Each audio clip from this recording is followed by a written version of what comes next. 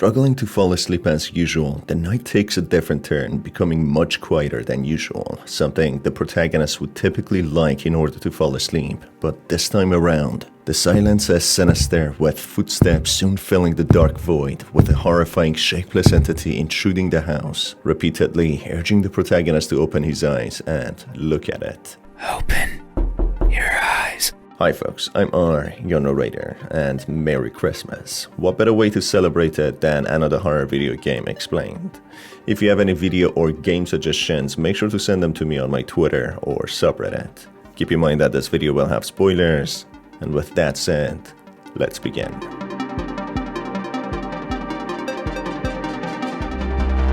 After another long, ordinary day, the very ordinary protagonist falls to his bed, wishing to go to sleep as quick as possible to repeat their usual mundane life. Due to the hardship of life and the everyday struggles, the protagonist finds it an every night battle to fall asleep, with intrusive thoughts drilling into his mind, preventing him from having a peaceful slumber. The usual sounds such as dogs barking, moving cars, and police sirens do not help much either, making it more difficult for the protagonist to fall asleep. The protagonist is a type of person who seems to be a working adult who likes organization and control, as he always counts the distance it takes him going from his house's hall to his bed. This night in particular seems to be oddly quiet, unlike the rest of the nights. In fact, so eerily quiet that it fills the protagonist's mind with more intrusive thoughts.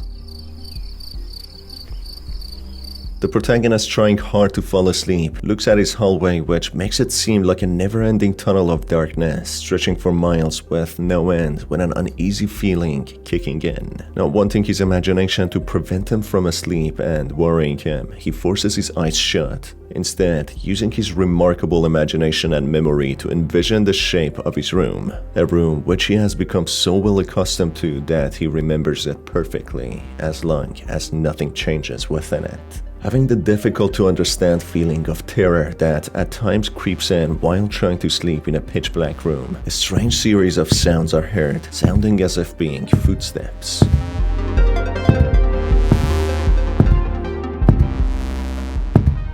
The protagonist, trying to dismiss it as his imagination playing tricks on him, the strange sounds soon disappear when all of a sudden he feels the presence of an unhuman-like entity sitting right next to his bed, having one major demand, urging the protagonist to open his eyes, so he can tell the entity what it looks like, as the entity seems not to know how he appears to be. Hey, open your eyes.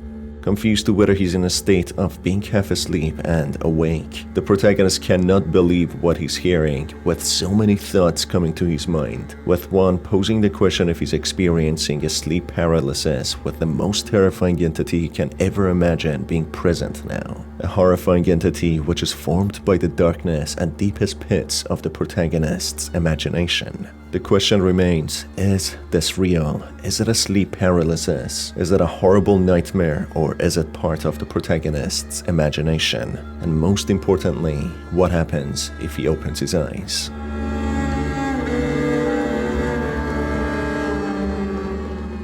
Put in an unbelievable situation, the protagonist only hears a soft-spoken voice despite having a mental image of a monster being next to him. Being horrified, the protagonist refuses to open his eyes as his eyelids act as a shield protecting him from the knowledge of what stands behind them. Despite having a form in his mind for this monster, the specifics of the monster's appearance are a blur, rendering this entity formless. The soft-spoken entity starts to become agitated as the protagonist refuses to open his eyes, with the monster pleading with them to open his eyes and look at it, referring to this action as a way to help it, creating a question to how the protagonist looking at the entity will help it.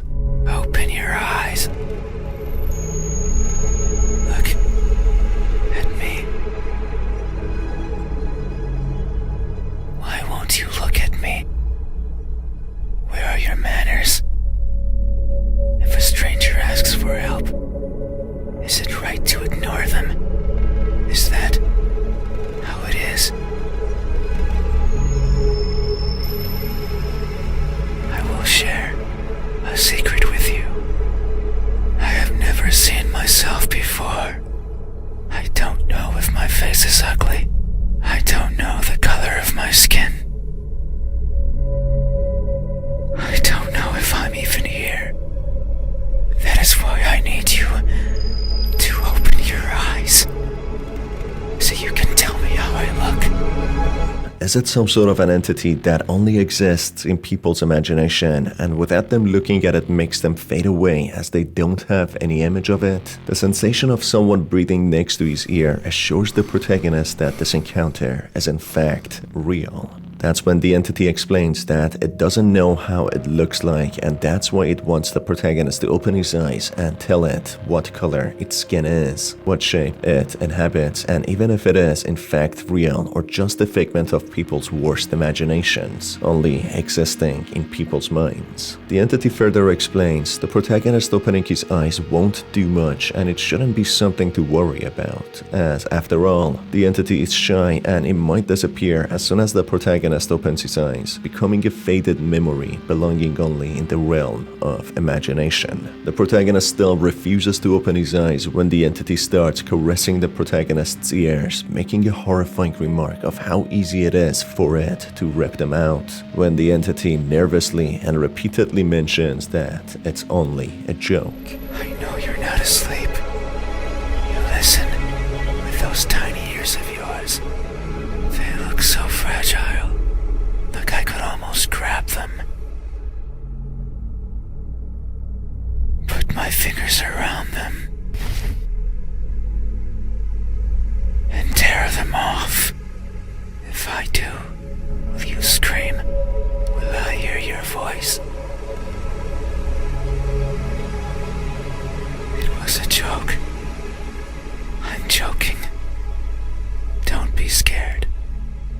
This reveals how, despite how powerless the protagonist might seem at this moment, the entity has a bigger desire to learn how it looks like than to threaten the protagonist to jeopardize the chance of being looked at. This also reveals how the entity is violent in nature, having violent tendencies and thoughts, but tries to cover them with dismissing them as jokes. Continuing to beg an adamant protagonist to open his eyes, he pleads with him to at least imagine what his eyes look like, whether they look broken, empty, or lost. It seems as if the entity wants to have a shape in the protagonist's mind so that it can live on and survive, as that's the only way it can. The entity continues explaining that it doesn't even know its own purpose and existence, as it feels it's a cloud floating aimlessly, not even aware of where it's going or where it is, hence why it tries to find its purpose and reason for existence. Hoping to indicate how it looks like seems to be a major step towards identifying its purpose. Hey, how do you think my eyes look when our cases finally meet? What will you find? Answer me.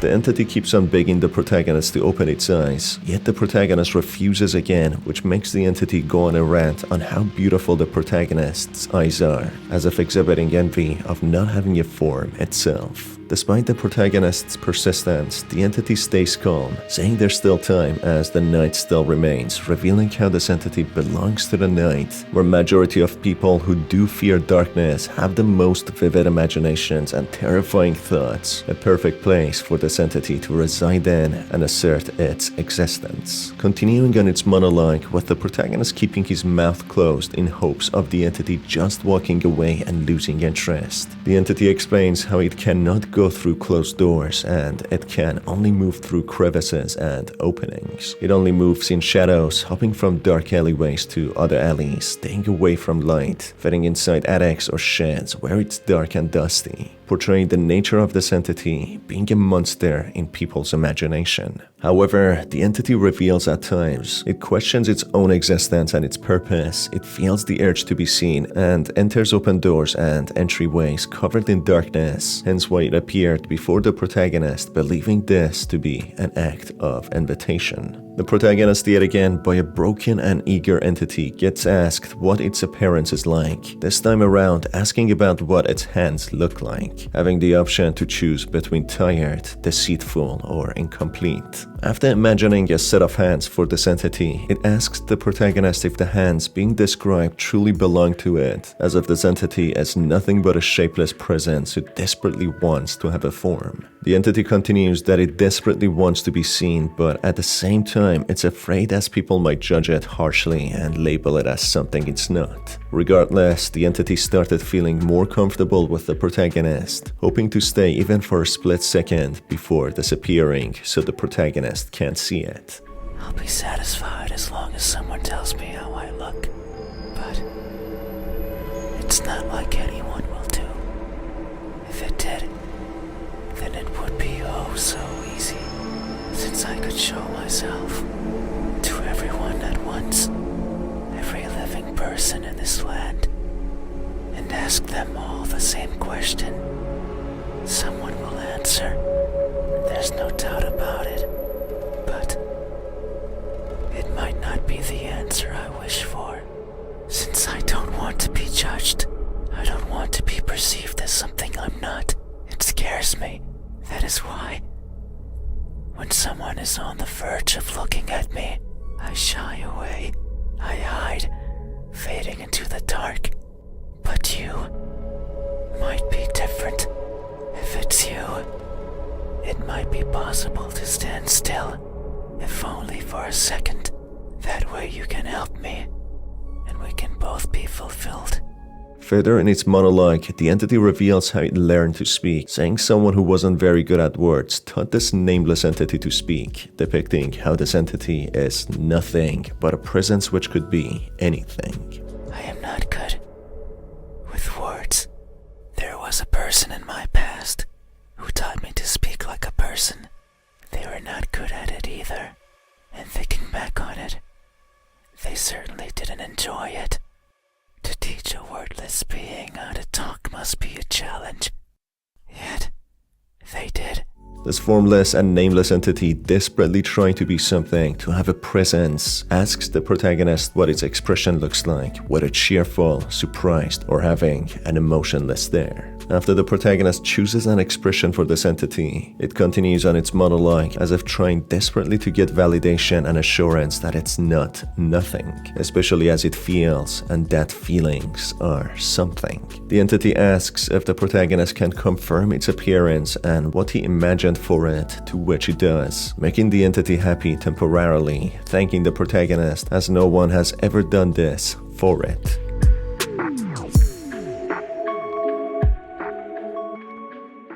Towards the very end, the entity keeps begging the protagonist to open his eyes and confirm the entity's appearance and existence, but as he refuses, the entity starts becoming very agitated, losing its composure and soft-spoken tone, saying how the protagonist made it feel empty, as if it doesn't exist and as if it's been speaking to itself this entire time. The entity explains how despite the protagonist not opening his mouth even once, it could read his mind, hence why the protagonist's imagination created a shape for this entity. The entity then continues that it is not in fact the shape it has been given, and in reality, it was judged by the protagonist and categorized in a certain way, even though the entity is not that way. The entity further reveals how it can read the protagonist's mind, on how it was the protagonist who thought he knows his room very well, and that's why the entity is here, which in a way indicates that the entity is a creation of the protagonist's imaginative mind, even though he didn't intentionally invite the entity. The power of his mind just made this entity real. The entity keeps on pushing the protagonist to open his eyes, slowly becoming more aggressive and developing a thick, scary voice, which terrifies the protagonist even more, not willing to open his eyes, as he doesn't know what stands there. Open your eyes. Open your eyes. You had your chance. It's not up to you anymore. You won't open your eyes. I will. Your eyes are as beautiful as I imagined. Tell me, my new friend, what do you see? The protagonist in fear forces his eyes shut, which enrages the entity, who bashes the protagonist's head against the wall repeatedly to the point that he loses his life. This in a way backfires, as the entity wanted desperately to open the protagonist's eyes, but it essentially shuts them forever, with the protagonist dying. Your eyes are as beautiful as I imagined. Tell me, my new friend, what do you see?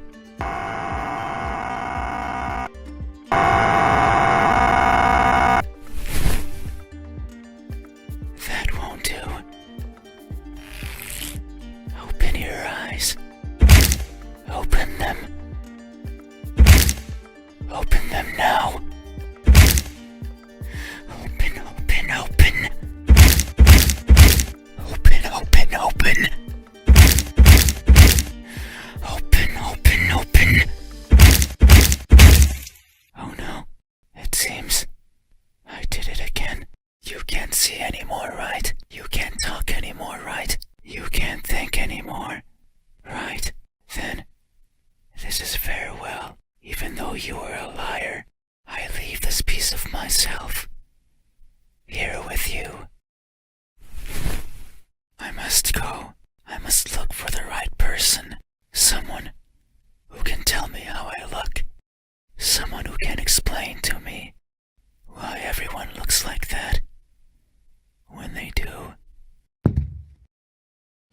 The entity instantly feels regret, realizing what it's done, something that he has done before with other targets he visited in the past. As a form of apology, the entity leaves a piece of itself with the corpse of the protagonist, leaving to find the right person who would look at it and tell it what it looks like. Strangely, the protagonist still talks in his head, feeling something being left in his hand. He tries to open his eyes but can no longer do that, yet not feeling any pain. What exactly is the gift left for the protagonist, and what does it symbolize? We'll leave that for a little bit later in the video in the theory section. In another alternate ending, if the protagonist chooses to open his eyes, he is faced with an empty dark room with no sign of any entity, making him question if what he experienced was a dream or a figment of his imagination. But this also could mean the entity disappeared as soon as the protagonist opened his eyes, as the entity mentioned how shy it is and fears judgment, and it's typical of it to disappear whenever anyone tries to look at it. Now let's analyze different aspects of the game and what this entity could possibly be. My very first theory is that this entity is the result of the protagonist's vivid imagination and busy mind. He mentioned how he needs to wake up early and how his thoughts are very intrusive, preventing him from sleep. Therefore, I believe this entity is a creation of his mind, especially as the entity is completely formless and only gets some sort of a shape or existence based on people's imagination. The entity only resides in the dark and only enters places where the doors are open, as a sign of invitation. The invitation is in a way a form of imagination, a fear that we exhibit, believing just because a door is open in the dark, monsters could come in. If we are not fully under the blanket, the monsters could get to those exposed parts, or if the back of the sleeper is not facing the wall, the monsters could come from behind. This is all a trick of mind and primordial fear of dark and monsters, or in better words, the unknown. The entity doesn't even know itself, its purpose, or if it's even real. That's why it relies on people's imagination to survive. That might explain why the entity disappears when anyone tries to look at it, because it's not real. The real eyes show the reality, while the mind and imagination creates what's not there. This entity says it's shy and fears judgment because the mind instantly wants to explain and justify why they don't see the monsters ever. Monsters that are only in the dark and fear light. Since I don't want to be judged, I don't want to be perceived as something I'm not. It scares me. That is why, when someone is on the verge of looking at me, I shy away. I hide, fading into the dark. Also, the desperate nature of the entity needing to be seen emerges from the curiosity of people with imaginative minds to see supernatural or paranormal entities with their real eyes and not just the imagination. This doesn't explain though what happens at the end when the protagonist doesn't open his eyes. He clearly gets his head bashed against the wall until he loses his eyesight, ability to speak or feel. So was it all a figment of his imagination, or was this entity real? Going with the first theory, it's possible the power of the protagonist's mind is so strong that it makes him feel like he got hurt and died, even though he still lives, hence why he can still think. The second theory I have is that the entity is in fact real, but was created equally from the protagonist's mind and given existence. If it's you, it might be possible to stand still, if only for a second. That way you can help me, and we can both be fulfilled. Just thinking about it, it makes me feel